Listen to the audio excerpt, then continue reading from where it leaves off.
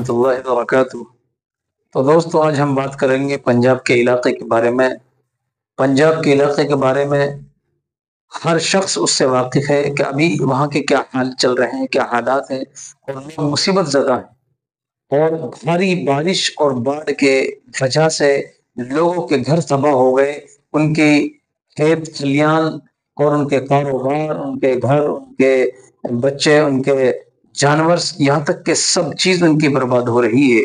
तो इसी मौके पर हमें अल्लाह ताला से दुआ करनी है उनके बारे में कि जल्द से जल्द उनको अल्लाह ताला राहत और सुकून नसीब फरमाए और जितनी हो सके उनके लिए इमदाद, दुआ, जान, माल, वक़्त जो हो सके आपसे आप करिए। तो देखिए ये वीडियो कि पंजाब के बारे में ये वीडियो आपको क्या दिखाती है और क्या कहती है।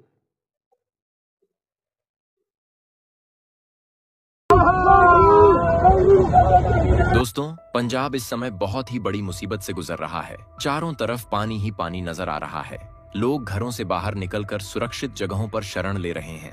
गांव के गांव पानी में डूब गए हैं और हर किसी के चेहरे पर डर और बेचैनी साफ देखी जा सकती है। यह बाढ़ 1988 के बाद की सबसे बड़ी मानी जा रही है और हालात इतने बिगड़ गए हैं कि सरकार को पूरे राज्य को आपदा प्रभावित घोषित करना पड़ा है। अब सोचिए हालत कितने खराब होंगे जब सभी 23 जिले प्रभावित हो चुके हैं। हर जिले में कहीं ना कहीं पानी भर गया है, खेत बर्बाद हो गए हैं और हजारों परिवार उजड़ गए हैं। मौत का आंकड़ा लगातार बढ़ रहा है। अब तक करीब 37 लोग अपनी जान गंवा चुके हैं, लेकिन असली संकट उन लाखों लोगों का है जिनकी रोजमर्रा की जिंदगी पूरी तरह से ठप हो गई है। 3 से 4 लाख से ज्यादा लोग इस बाढ़ से प्रभावित हो चुके हैं और सैकड़ों गांवों में लोग अब भी राहत का इंतजार कर रहे हैं। गुरदासपुर का हाल सबसे ज्यादा बुरा है। वहां पर 300 से ज्यादा गांव पानी में घिरे हुए हैं।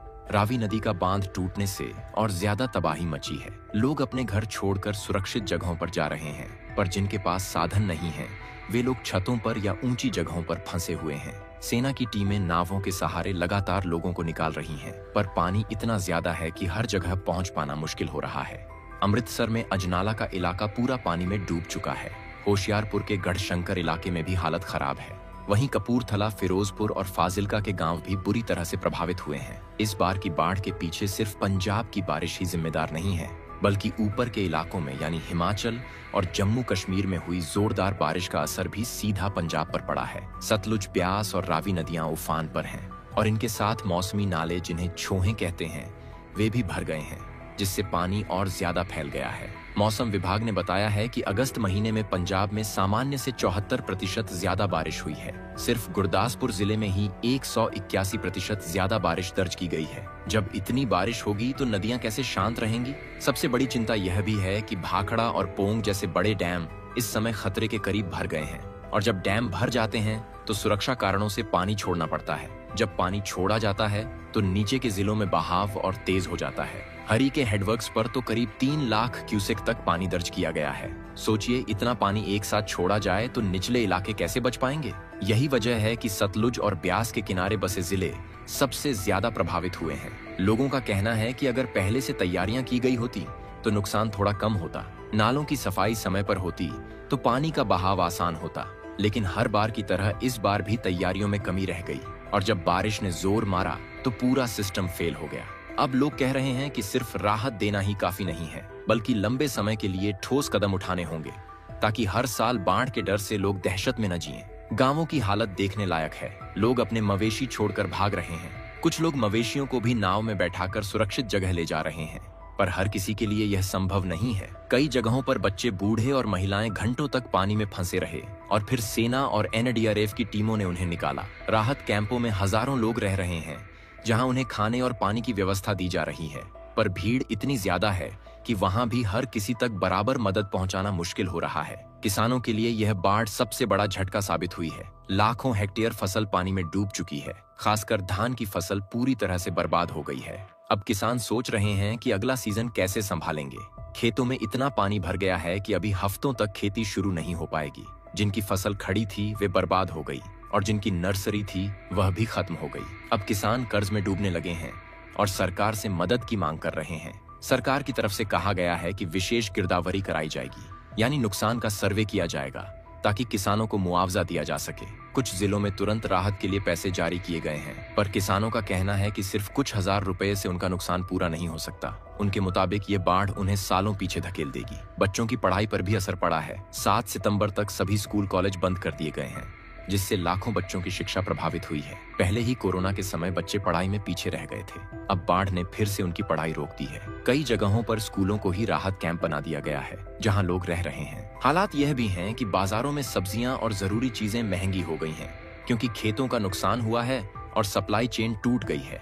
आम आदमी की जेब पर भी असर पड़ रहा है। दूध और सब्जियां महंगी हो रही हैं और आने वाले दिनों में दाल, चावल और तेल जैसी चीजों के दाम भी बढ़ सकते हैं।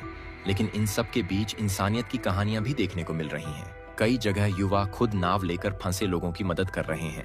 कहीं महिलाएं राहत कैंप में बच्चों के लिए खाना बना रही हैं। कहीं बुजुर्ग लोग बच्चों को गोदी में लेकर सुरक्षित जगह ले जा रहे हैं। यह वही पंजाब है जो मुश्किल वक्त में एक दूसरे का सहारा बनता है।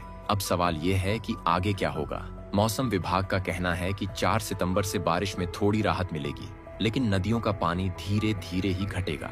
ऐसे में अगले कुछ दिन बहुत एहतियात बरतने की जरूरत है, खासकर निचले इलाकों में जहां पानी का दबाव ज्यादा है। प्रशासन लगातार कह रहा है कि लोग अफवाहों पर ध्यान न दें, सिर्फ आधिकारिक जानकारी पर भरोसा करें। राज्यपाल और मुख्यमंत्री खुद हालात का जायजा ले रहे हैं। हर जिले में अधिकारी राहत कार्य में लगे हुए हैं, लेकिन चुनौतियां बहुत बड़ी हैं। नावों की कमी है, कई जगह एम्बुलेंस भी नहीं पहुंच पा रही है। अस्पतालों में मरीजों को शिफ्ट करना पड़ रहा है और कई बार बिजली और नेटवर्क भी बंद हो जाता है, जिससे लोगों को जानकारी नहीं मिल पाती। राहत कैंपों में भीड़ इतनी ज्यादा है कि जगह जगह तंग हालात हैं। कई परिवार एक ही टेंट में रह रहे हैं। महिलाओं को, बच्चों को बहुत परेशानी हो रही है। पानी पीने के लिए लंबी लाइन लगानी पड़ रही है। खाने का इंतजाम किया जा रहा है, लेकिन सभी को बराबर मिल पाना मुश्किल है। बीमार लोग दवाइयों के इंतजार में बैठे हैं। गर्भवती महिलाएं भी हैं, जिनको सही देखभाल नहीं मिल पा रही। कई बच्चों को बुखार हो रहा है और डॉक्टर कह रहे हैं कि अगर जल्द ही साफ पानी और दवाइयां नहीं मिली तो बीमारियां फैल सकती हैं। कई जगह प्रशासन ने लोगों को अलर्ट पर रखा है। सेना और एनडीआरएफ की टीमें लगातार गश्त कर रही हैं। नावों से लोगों को जरूरी सामान पहुंचाया जा रहा है। हेलीकॉप्टर से भी राहत सामग्री गिराई जा रही है। लोग कह रहे हैं कि इतनी बड़ी तबाही उन्होंने पहले कभी नहीं देखी। अब सबसे बड़ा सवाल यह है कि आगे पंजाब को क्या करना होगा ताकि ऐसी स्थिति फिर न बने। विशेषज्ञ कह रहे हैं कि सबसे पहले नालों की सफाई समय पर होनी चाहिए। नदियों के किनारों को मजबूत करना होगा। एम्बैंकमेंट की मरम्मत हर साल की जानी चाहिए और फ्लड प्लेन पर अवैध निर्माण रोकने होंगे। अगर ये सब नहीं हुआ तो हर साल यही तबाही दोहराई जाएगी। लोग अब सोच रहे हैं कि यह सिर्फ सरकार का काम नहीं है, बल्कि समाज को भी तैयार रहना होगा। अगर गांव के लोग खुद भी छोटी छोटी तैयारियां कर लें तो नुकसान कुछ कम हो सकता है, जैसे नावें पहले से रखना, जनरेटर और टॉर्च का इंतजाम करना, सूखा राशन और दवाइयां घर में रखना, ताकि बाढ़ के समय तुरंत काम आए। पंजाब की बाढ़ ने यह भी दिखा दिया है कि हमारे शहर और गांव कितने कमजोर हैं। एक तरफ हम कहते हैं कि हम आधुनिक हो रहे हैं, लेकिन दूसरी तरफ एक बारिश और बाढ़ हमारी पूरी व्यवस्था को हिला देती है। अब समय आ गया है कि सिर्फ राहत के भरोसे न रहें, बल्कि पहले से तैयारी करें। लोगों का कहना है कि अब पंजाब को सिर्फ तात्कालिक राहत नहीं, बल्कि स्थायी समाधान चाहिए, ताकि आने वाली पीढ़ियां इस संकट से बच सकें। कई युवा कह रहे हैं कि वे अब खुद भी आगे आएंगे और अपने गांव में बाढ़ से बचाव के इंतजाम करेंगे। कहीं किसी ने बोरवेल पर पंप लगवाने का प्लान बनाया है, तो कहीं लोगों ने नाले साफ करने का संकल्प लिया है। इस बाढ़ ने यह भी दिखाया है कि मुश्किल वक्त में लोग एक दूसरे का कितना साथ देते हैं। कोई अपना घर छोड़कर दूसरों की मदद कर रहा है, कोई अपनी गाड़ी से लोगों को सुरक्षित जगह पहुंचा रहा है, कोई अपना राशन राहत कैंप में दान कर रहा है। यह इंसानियत के उदाहरण हैं जो दिखाते हैं कि पंजाब की असली ताकत क्या है। अब लोगों की नजरें इस बात पर टिकी हैं कि सरकार और प्रशासन अगले कुछ हफ्तों में क्या कदम उठाते हैं। क्या किसानों को तुरंत मुआवजा मिलेगा? क्या राहत कैंपों में सुविधाएं सुधारी जाएंगी? क्या बीमारियों को रोकने के लिए दवाइयां पहुंचाई जाएंगी? और क्या आने वाले समय में इस तरह की बाढ़ से बचने के लिए ठोस कदम उठाए जाएंगे? अगर ऐसा हुआ तो लोग कहेंगे कि इस बाढ़ ने हमें सबक दिया और हमने उससे सीखा। लेकिन अगर फिर वही लापरवाही हुई तो आने वाले सालों में फिर यही तबाही होगी और लोग फिर से यही सवाल पूछेंगे कि आखिर क्यों हर साल हम बाढ़ में डूबते हैं। इस समय सबसे जरूरी है कि लोग सुरक्षित रहें, अफवाहों से बचें और प्रशासन की बातों पर भरोसा करें।